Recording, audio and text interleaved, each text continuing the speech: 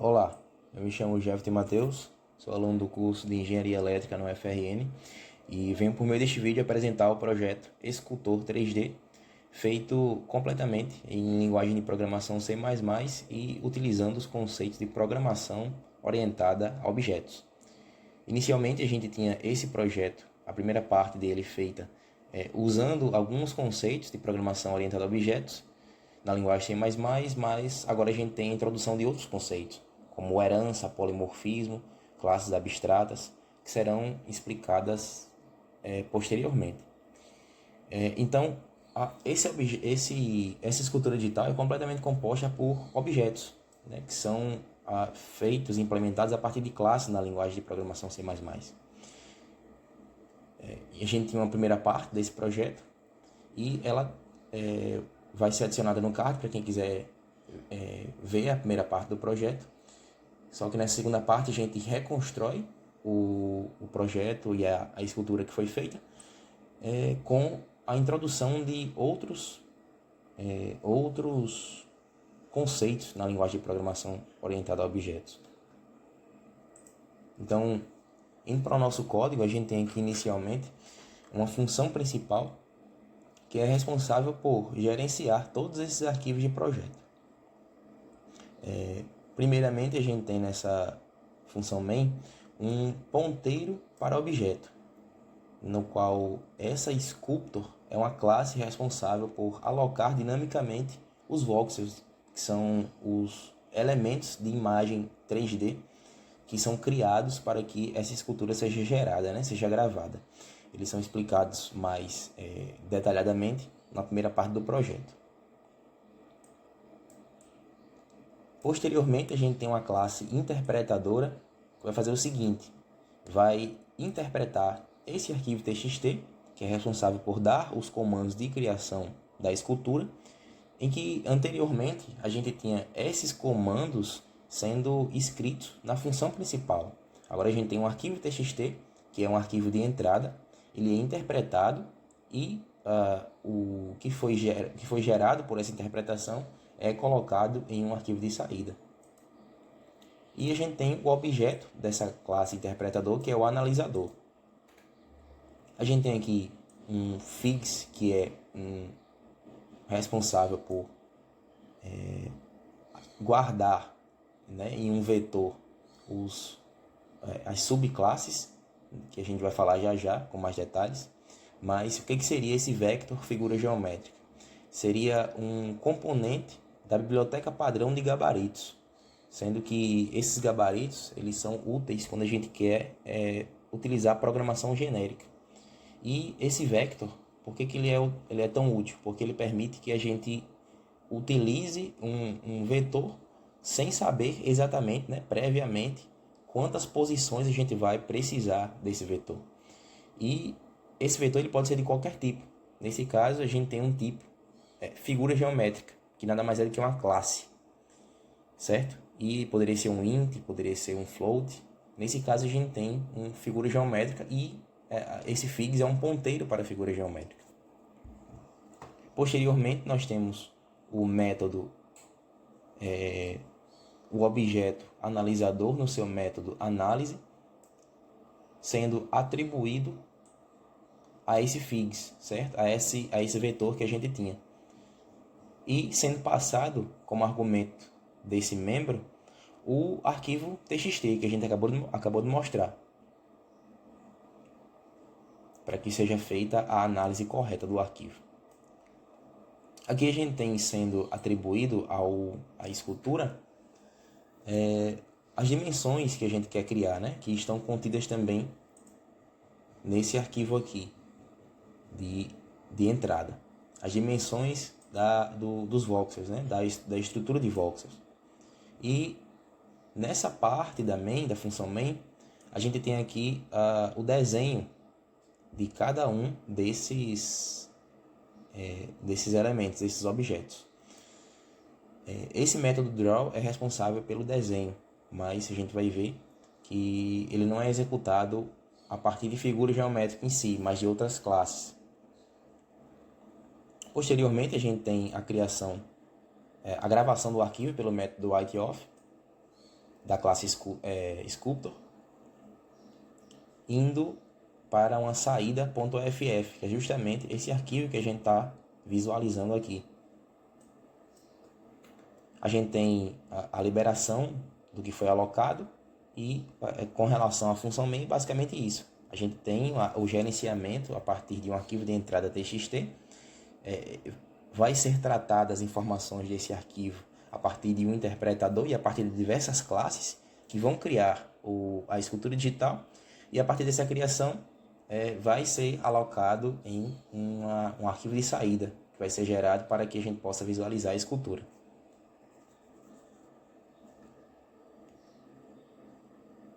Aí que nós temos a classe que foi apresentada, cujo objeto a gente tinha na main como o nome de figs. O que é essa classe? Bom, ela é uma classe mãe, é uma superclasse. Aí aqui a gente já tem o conceito de herança. Existem classes superclasses e existem subclasses. Para que a gente cria uma superclasse? Para que a gente possa colocar objetos de diferentes tipos, agrupados, digamos assim, mas que contenham as mesmas características em comum. Então, se a gente tem uma figura geométrica, essa figura geométrica pode ser um círculo, pode ser um retângulo, pode ser uma reta. Ela pode ter características únicas, mas também tem características em comum. Então é para isso que a gente usa o conceito de herança, né? Uma classe herda propriedades da outra classe. E além disso, além de ser uma herança, né? Além de a gente ter a introdução do conceito de herança, a gente tem a introdução do conceito de classe abstrata. Por que classe abstrata? Porque a gente não cria objetos de figura geométrica. A gente cria objetos de elipsoides, de círculos. Nesse caso, como a gente tem em 3D, a gente cria esferas, pirâmides, mas a gente não cria uma figura geométrica. Isso é um conceito abstrato. E esse virtual, essa palavra reservada, é responsável por dar essa característica à figura geométrica, tornar ela uma classe abstrata. E a gente tem aqui o método draw, né? Esse método, ele é o seguinte: quando a gente faz aquele processo de desenho na main, ele é utilizado, aquele ponteiro para a figura geométrica, na verdade, ele não aponta para a figura geométrica em si, mas ele aponta para todos os objetos que são herdeiros, de figura geométrica, né? Então, todos esses objetos, todas essas classes vão ter o método draw também implementado, e quando for chamado um objeto, ele não vai ser um objeto de figura geométrica, ele vai ser um objeto de uma classe herdeira de figura geométrica, chamando esse método draw para fazer o desenho desse objeto. Aí a gente tem diversos tipos de objetos que podem ser criados a partir de figura geométrica, e a gente pode colocar aqui como destaque o Putsphere, que já que a gente utiliza nesse Mickey o Putsphere basicamente e o Putelipsoid. Então a gente tem aqui uma classe que ela está sendo colocada como classe herdeira da classe figura geométrica, nesse tipo de herança pública, ok? Então a gente tem os métodos que são desta classe. Os atributos, as propriedades que são dessa classe, né? Que são as propriedades de uma esfera. Um X de centro, um Y de centro, um Z de centro e um raio. E aqui no construtor dessa classe, na verdade é uma subclasse, a gente tem tanto as propriedades da classe filha, quanto as propriedades da classe mãe. Certo? Aqui a gente pode perceber que essas propriedades são da classe mãe. Então, aqui está o conceito de herança, que é herdar propriedades da sua classe mãe. E, como eu falei, o método draw ele é implementado em todas as subclasses. para que quando a gente chame isso a partir da função main, não seja desenhado um objeto de figura geométrica, mas sim um objeto de uma classe herdeira de figura geométrica. Executando aqui e compilando o código, a gente tem a criação desses draws aqui. O que é que são eles? Eles são justamente todos os elementos que formam essa escultura. Então, cada um é responsável por um elemento. A gente tem as orelhas, os olhos, o focinho, a boca. Então, esses draws aqui que foram executados não foram os draws da figura geométrica em si, foram os draws das subclasses. A gente vai esperar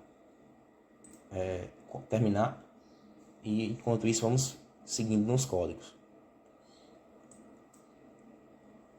E aqui a gente tem a classe interpretadora, né, que vai tratar de interpretar aquele arquivo que a gente tinha. Aqui são os atributos dessa classe interpretadora. E ela vai fazer o seguinte, ela vai interpretar por meio desse membro um arquivo que a gente passar, certo? Como argumento para o parâmetro dela. E tem também os membros responsáveis por retornar as dimensões que a gente criar. Indo aqui para a implementação da classe interpretadora, a gente tem um objeto para a leitura do arquivo, para que seja feito um fluxo com o arquivo, uma string, que já a gente vai saber para que ela serve, para que ela é utilizada, e a gente tem duas strings s e token. Então, a gente tem aqui a abertura do fluxo com o arquivo que foi recebido aqui no parâmetro da função membro. A gente tem um teste para saber se o arquivo foi aberto da forma correta. E aqui a gente tem um laço de repetição de quantidade de iterações infinita, que vai ficar lendo o arquivo e verificando ele enquanto houver linhas para serem vistas. Qual arquivo? Esse arquivo de entrada, que é o arquivo que a gente quer interpretar. Como é que isso é feito? O string ele vai servir para fazer o seguinte. Ele vai conectar, digamos assim, uma string que está nesse arquivo. Ou seja, a gente tem aqui as strings desse arquivo, certo? E a string vai servir para conectar um string desse arquivo com uma variável, com um local de memória que não necessariamente é um string, que pode ser um inteiro, pode ser um float. Então é para isso que a gente utiliza a string, que também é uma classe, né? Que a gente coloca a partir de um header, introduz nesse arquivo. Aqui a gente tem uma comparação, que a gente vai comparar o que está no arquivo. Se a comparação retornar verdadeiro, quer dizer que há alguns elementos para serem lidos posteriormente. O SS, que é um string, vai funcionar como um cin. Ele vai fazer o que para a gente? Ele vai atribuir nessas variáveis que serão passadas para a criação de um putvoxel, nesse caso, né? No fim do vetor figs. Esse método pushback é responsável por criar no fim do vetor um elemento. Que elemento é este neste caso? O putvoxel, né? A partir daquilo que a gente que foi colocado por meio do string.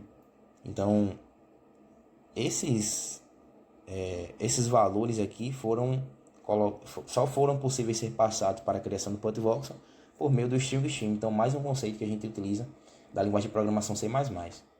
E aqui a gente tem para cada um dos tipos de blocos que a gente pode criar de voxel. Putbox e os que a gente utiliza, né, nesse projeto, que é o putsphere e o putelipsoid. Da mesma maneira, tendo aqui suas características, suas propriedades e sendo passados para a criação no fim do vetor figs a partir do método pushback. Posteriormente, a gente tem o retorno das dimensões, a partir desses membros aqui, dos membros get, dim, x, y e z. O retorno das dimensões do arquivo.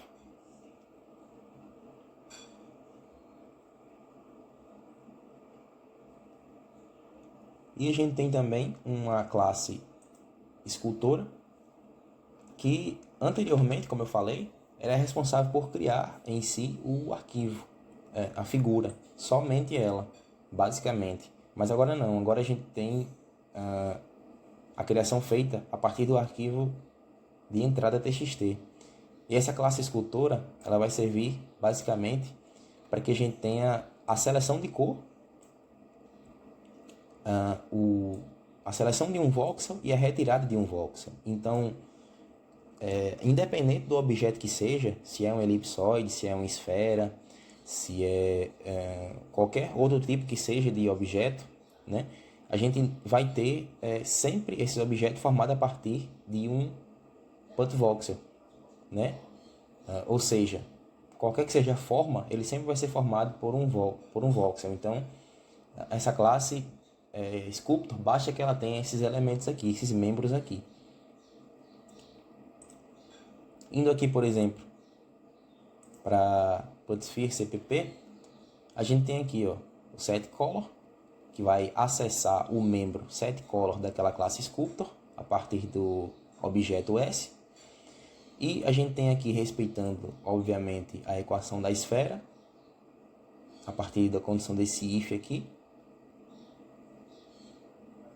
os elementos I e JK que vão ser passados para a criação do voxel. Então, antes a gente tinha PutSphere, PutEllipsoid, CutBox, todos como membros da classe Sculptor. Agora a gente tem basicamente objetos que vão ser literalmente partes da escultura digital. Ou seja, aqui a gente tem a aplicação direta do conceito de objeto e classes, de herança.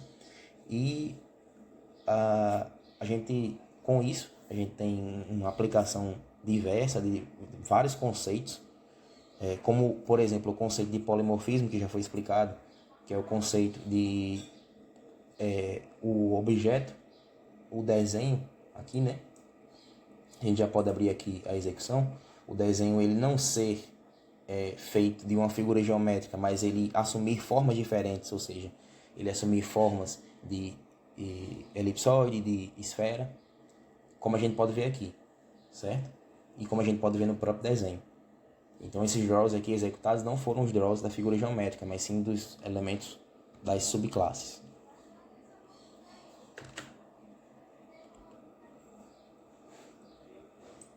Então é basicamente isso. A gente utilizou nesse projeto diversos conceitos de programação orientada a objetos, como o conceito de herança, o conceito de polimorfismo, o conceito de encapsulamento, em que a gente não pode acessar os objetos fora da classe, somente dentro dela, por um código externo. E o conceito também de classe abstrata, porque foram necessários para a criação dessa escultura.